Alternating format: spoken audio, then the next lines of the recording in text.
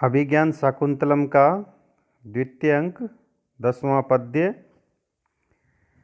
अनाघ्रातं पुष्पं किसलयं अलूनं कररूहै अनाविद्धं रत्नं मधु नवम अनास्वादित रसम अखंडम पुण्यानां फलम इव च तद्रूपम अनघम न जाने भोक्तारम कम इह सम उपस्थास्यति विधि। इस पद्य में भी राजा दुष्यंत शकुंतला के सौंदर्य का वर्णन कर रहे हैं। अन्वय देखते हैं। अनघम, अनघम अर्थात निर्दोष। शकुंतला के रूप सौंदर्य के बारे में बताया जा रहा है कि शकुंतला का जो सौंदर्य है वो पूरी तरह से दोष रहित है, निष्कलंक है। तद्रूपम अनघम, अनघम अर्थात उनका सौंदर्य पूर्णतया दोष रहित है, इसमें किसी भी प्रकार की कोई कमी नहीं है। कैसा है उनका सौंदर्य? अनाघ्रातं पुष्पम, शकुंतला अनाघ्रातं अर्थात बिना सूंघे हुए पुष्पम फूल के समान है। शकुंतला बिना सूंघे हुए फूल के समान है, अर्थात एकदम नए पुष्प के तुल्य है। कररूहै, कररूहै अर्थात नाखूनों के द्वारा, ऐलूनम न काटे हुए, किशलयम, किशलय अर्थात कोमल पल्लव, कोमल पत्ता। शकुंतला बिना सूंघे हुए फूल के समान है और बिना नाखूनों से काटे हुए कोमल पत्ते के समान है।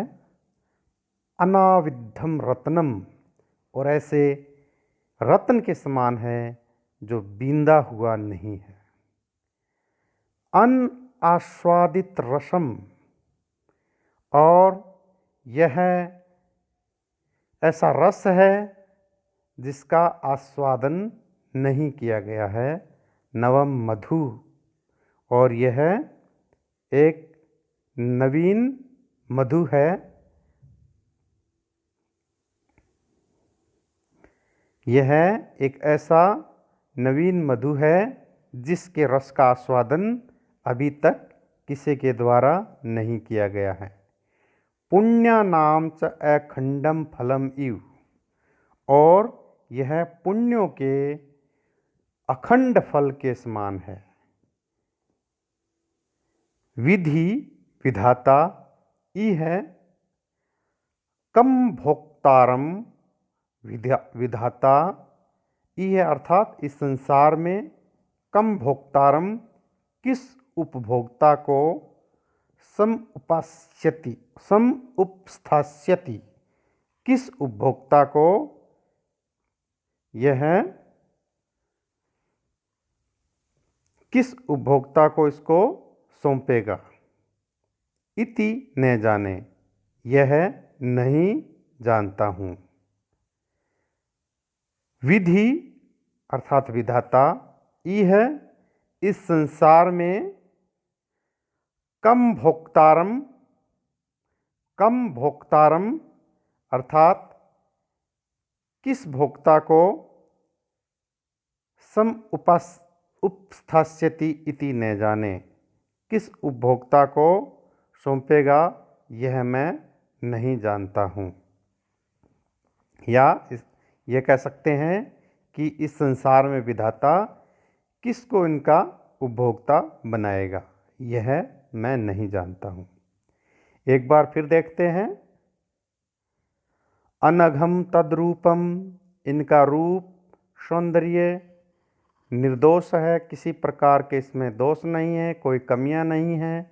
यह शकुंतला अनाघ्रातम पुष्पम, बिना सूंघे हुए फूल के समान है। अनाघ्रातम अनआघ्रातम अर्थात नहीं सूंघा गया है, ऐसे फूल के तरह है।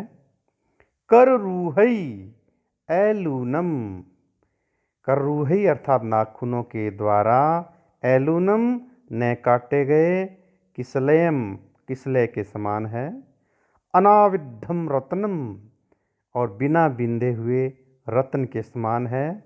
अनआस्वादित रसम नवम मधु, यह नवीन मधु है जिसके रस का भी किसी के द्वारा आस्वादन नहीं किया गया है। पुण्यानाम च अखंडम फलम इव, और यह पुण्यों के अखंडित फल के समान है।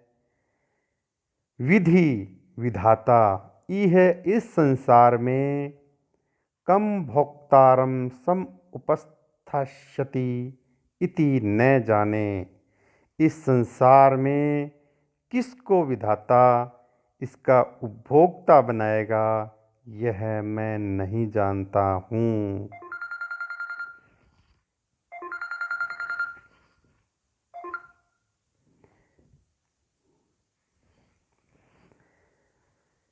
एक बार फिर बताता हूँ कि यह शकुंतला अनिंद्य सुंदरी है, जिनमें किसी भी प्रकार का दोष नहीं है। यह बिना सूंघे हुए फूल के समान है, बिना काटे हुए ऐसे कोमल पत्ते के समान है जिसको नाखूनों के द्वारा नहीं काटा गया है। अनाविद्धम रत्नम, और यह बिना बिंदे हुए रत्न के समान है।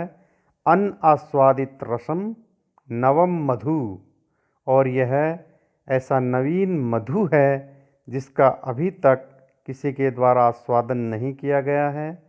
और यह शकुंतला पुण्यों के अखंड फल के समान है। और इस प्रकार के सौंदर्य वाली शकुंतला को विधाता किस उपभोक्ता को सौंपेगा, यह मैं नहीं जानता हूँ, ऐसा राजा दुष्यंत कह रहे हैं। इसमें जगह जगह पर नए तत्पुरुष समास है। अनाघ्रातम अनाविद्धम, इस तरह से जहाँ आया है वहाँ पर तत्पुरुष समास है, नए तत्पुरुष। और इसमें परिकर अलंकार है। परिकर अलंकार वहाँ पर होता है जहाँ पर किसी विशेषणों का प्रयोग किसी उद्देश्य के कारण होता है, विशिष्ट अभिप्राय के कारण कोई विशेषणों का प्रयोग किया जाता है, वहाँ पर परिकर अलंकार होता है। और इसमें शिखरिणी छंद है जिसमें प्रत्येक चरण में कुल 17 वर्ण होते हैं। शिखरिणी छंद में प्रत्येक चरण में कुल 17 वर्ण होते हैं। ठीक है, अभी इतना ही, शेष बाद में देखेंगे।